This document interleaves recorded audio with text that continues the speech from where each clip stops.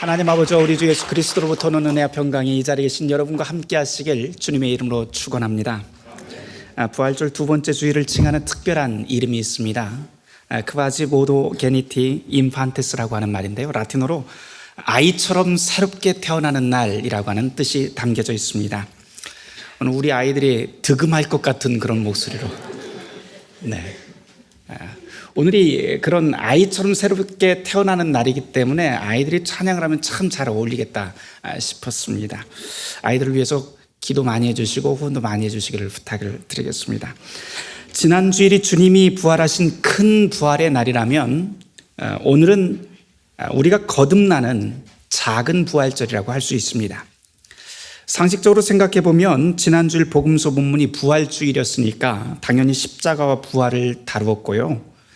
거듭난다고 하는 오늘 두 번째 주일이기 때문에 상식적으로 생각하면 잘 믿고 순종하는 신자들의 부활을 다루는 게 좋을 것 같은데, 이번 주 복음서 본문은 좀 엉뚱한 내용, 엉뚱한 인물이 소개되고 있습니다. 누구일까요? 바로 제자 도마입니다. 이 도마에게는 항상 이름 앞에 따라 붙는 말이 하나 있습니다. 의심 많은 도마라고 하는 말입니다. 아이처럼 새로 태어나는 주일에 의심 많은 제자가 어떻게 연관이 되는지 좀 생뚱맞기도 한 것 같습니다.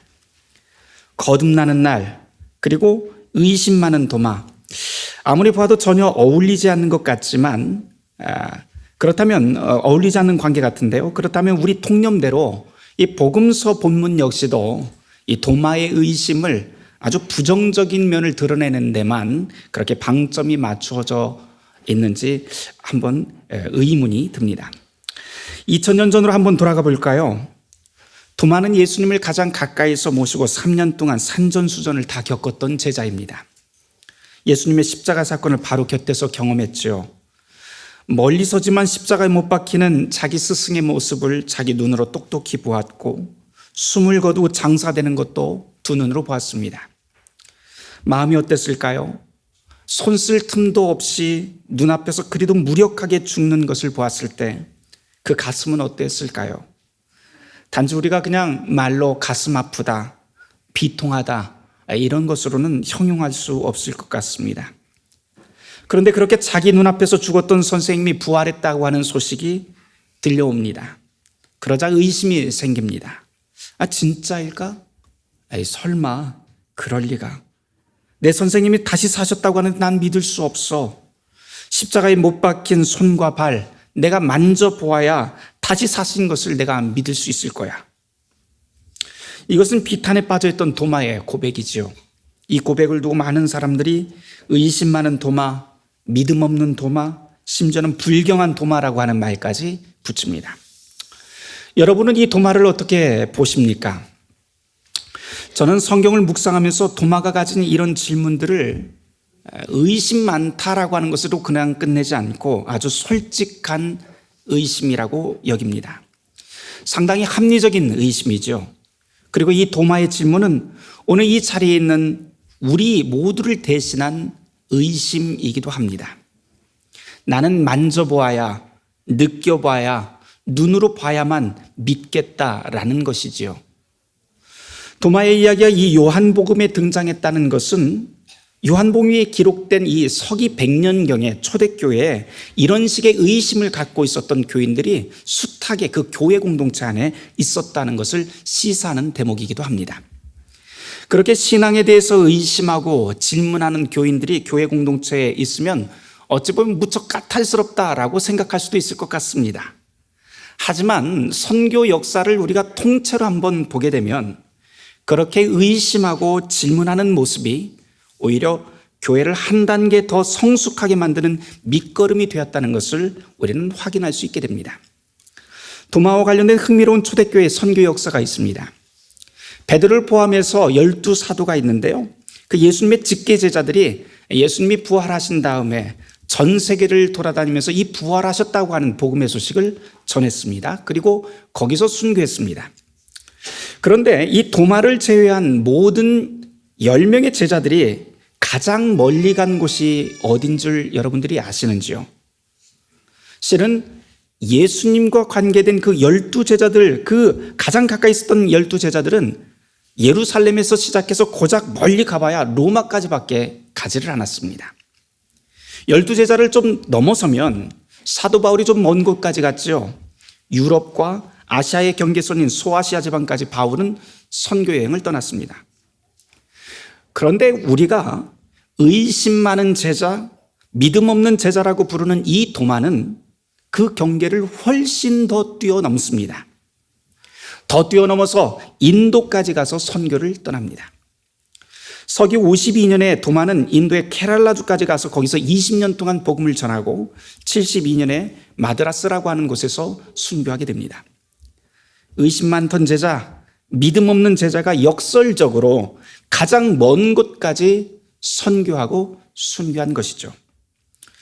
이런 사실을 보면 도마가 성경에서 보여주고 있는 이 의심들은 무조건 우리가 부정적으로만 볼 수 없게 하는 증거가 됩니다. 이 역사를 알고 복음서 본문을 다시 펼쳐보면 이전과는 좀 다른 방향의 묵상거리들이 보이기 시작합니다. 부활을 의심하던 도마가 순교까지 감내할 용기와 힘이 도대체 어디에 있었을까라고 하는 주제입니다.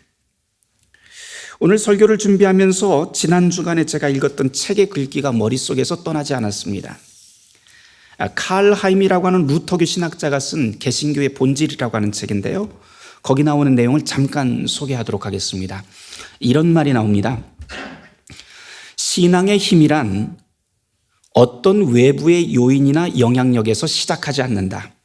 밖이 아니라 정반대 방향인 인간의 깊숙한 내부에서 신앙의 힘은 흘러넘친다.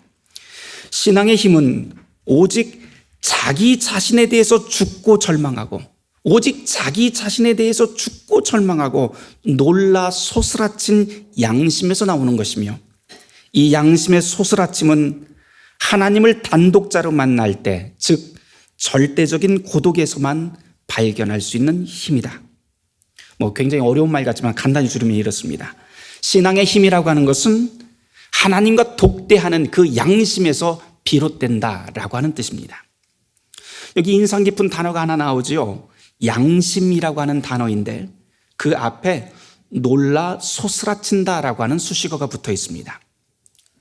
저는 이 말이 놀라 소스라치는 양심이라고 하는 이 말이 지금 성경에 나와 있는 이 도마의 상황을 아주 적절하게 표현한 것이라고 생각합니다. 도마의 의심과 질문 그리고 부활의 주님을 만나서 놀라는 이 도마의 모습은 이렇게 소스라치는 양심의 과정을 표현한 것이죠.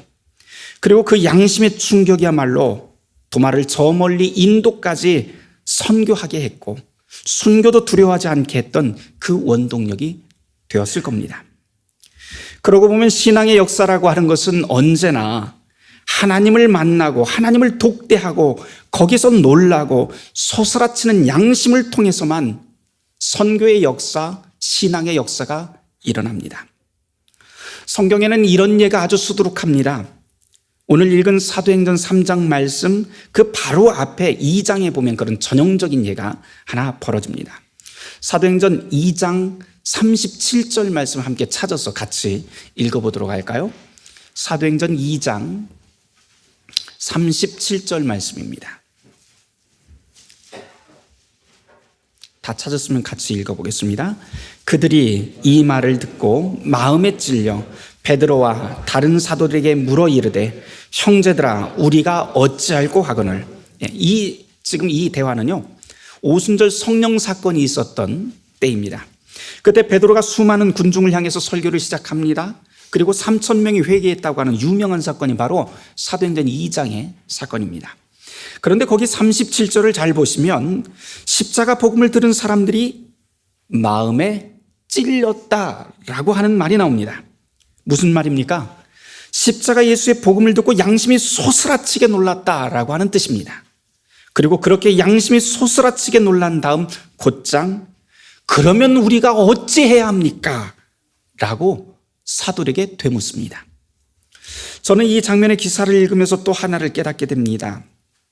여기 회개하고 세례받은 3,000명의 정신 상태는 신비 체험이나 기적을 체험하는 어떤 몽롱하거나 종교적 황홀경의 상태가 아니라는 거죠.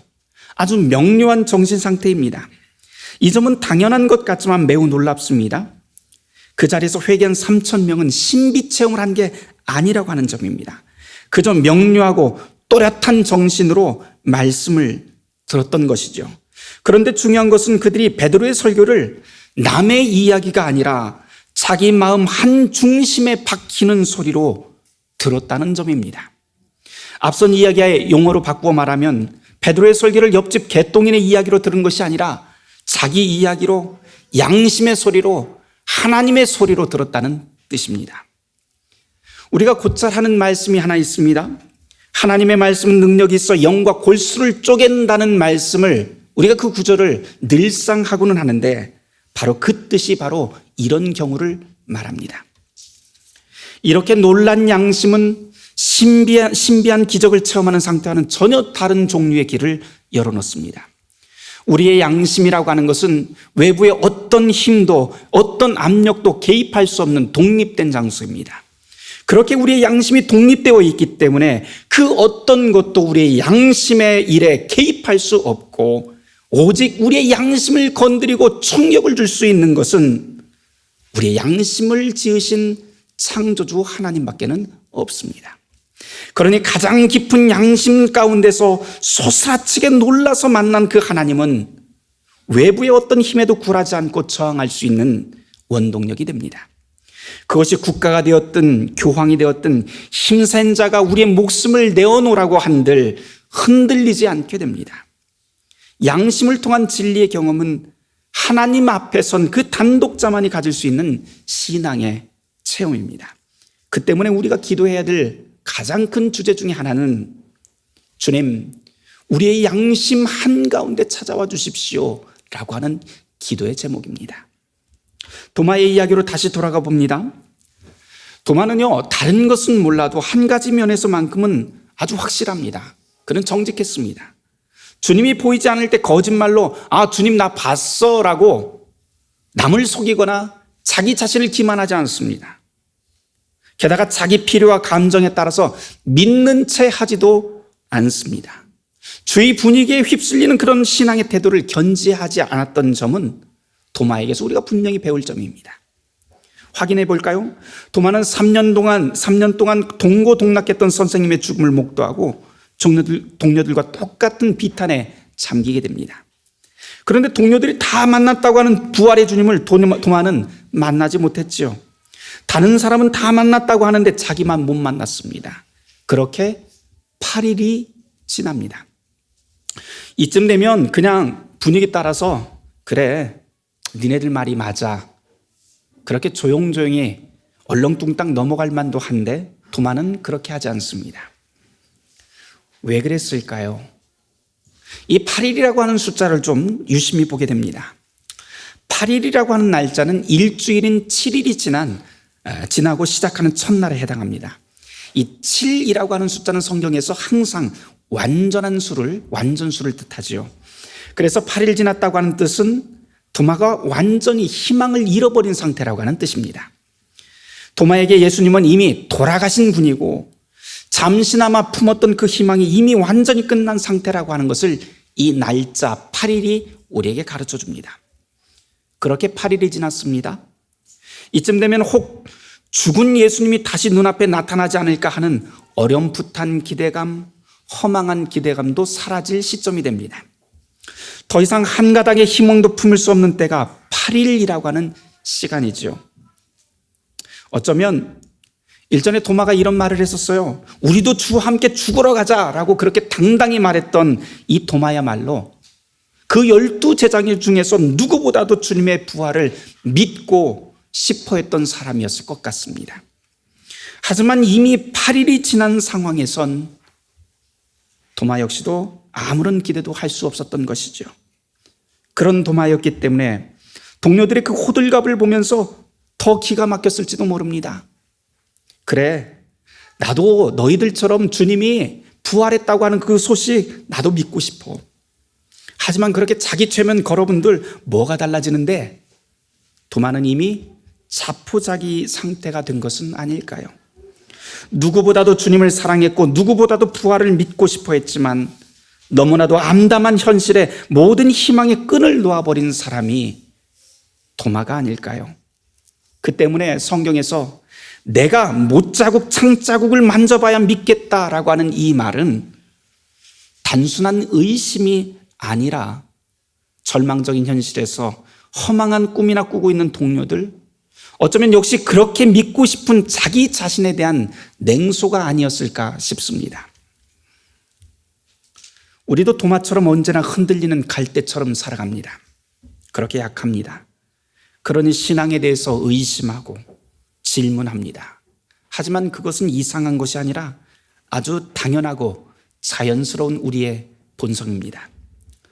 성경의 하나님 역시 그렇게 흔들리는 우리의 모습을 잘 이해하고 품어주십니다. 그런데 여러분, 부활하신 주님은 바로 그렇게 흔들리는 도마를 찾아오십니다. 혼자 절망에 빠져 있지 말라고, 손목에 못이 바뀌고 옆구리에 창으로 찔린 내가 이렇게 살아 돌아왔다고, 희망을 잃지 말라고 하면서 도마에게 애틋한 말을 건네십니다. 주님은 도마의 소원대로 못자국 창자국을 만져보라고 하시지만 도마는 더 이상 그럴 필요가 없었을 것 같습니다. 왜냐하면 그분이 돌아오신 것만 하나라도 충분했기 때문이죠. 바로 그 자리에서 도마는 어떻게 했을까요? 성경에서는 도마가 어떻게 했다 잘 나오지는 않습니다. 하지만 바로 그 자리에서 도마는 엎드려져서 감격에 겨워 울먹이면서 떨리는 목소리로 나의 주, 나의 하나님, 이렇게 말하지 않았을까요? 저는 요한복음 20장 28절에 이 도마의 말이 그렇게 읽힙니다. 오늘 여러분들이 가지고 계신 주보를 보시면 유명한 명화 한 편이 실려 있습니다. 이탈리아의 천재 화가 까라바조가 오늘 복음서 본문을 토대로 그린 그림입니다. 제자 도마가 부활하신 예수님의 옆구리에 손가락을 집어넣는 생생한 장면이 그려져 있습니다. 하지만 성경을 읽어보면 어디에서도 도마가 손을 넣었는지 안 넣었는지 전혀 알 수가 없습니다. 그런데 간혹 이 본문을 두고 도마가 예수님의 옆구리에 손을 넣었는지 안 넣었는지를 가지고 논쟁하고 따지는 사람들이 있습니다. 하지만 이런 거는요, 제가 보기에 탕수육에 소스를 찍어 먹어야 되는지 부어 먹어야 되는지 요거 가지고 싸우는 거나 똑같은 것 같습니다. 도마가 손을 넣었는지 아닌지 그것은 요한복음에서 그리 중요한 일이 아닙니다. 그렇게 절망하고 있던 도마에게, 희망을 잃어버린 도마에게 주님이 찾아오셨다라고 하는 사실 하나만으로 모든 상황은 정리가 됩니다. 오늘 본문을 보면서 우리가 문제를 삼아야 될 것은 손을 넣었느냐 안 넣었느냐 그것 아닙니다. 오히려 우리 자신에게 물어야 되는데요, 의심과 질문이 사라지지 않았는데도 불구하고 나는 믿어 라고 말하는 우리의 태도입니다. 의심이 사라지지 않았는데도 믿는다고 말하는 것은 사실은 믿는 것이 아니라 믿는 채 하는 것이죠. 그리고 그것이야말로 복음서에서 예수님께서 가장 경멸했던 바리새인의 외식입니다. 우리는 누구나 비탄에 빠져서 절망할 수도 있고 흔들릴 수 있고 의심할 수 있습니다. 그러나 또한 분명한 것은 물과 성령으로 생명을 약속받은 자에겐 주님이 반드시 다시 찾아오신다라고 하는 것입니다. 절망과 비탄에 있든지 질문이 있든지 의심이 있든지 상관없이 주님은 당신의 백성에게 찾아오십니다. 그것이 우리를 향한 주님의 복음의 약속입니다. 다만 우리가 해야 할 일이 있습니다. 그것은 우리를 찾아오시는 주님 앞에 정직한 양심으로 서 있어야 한다고 하는 사실입니다. 그리고 설령 주님의 응답이 곧바로 오지 않을지라도 주님이 나를 찾아오신다고 하는 그 신실한 약속을 믿고 인내하며 기다려야 합니다. 그것이 이 성경에 나와 있는 8일의 의미입니다. 그리고 그 기다림과 인내의 끝은 반드시 아이처럼 새로 태어나는 기쁨이 기다리고 있을 것입니다. 모든 지각에 뛰어난 하나님의 평강이 그리스도 예수 안에서 너희의 마음과 생각을 지키시리라. 아멘.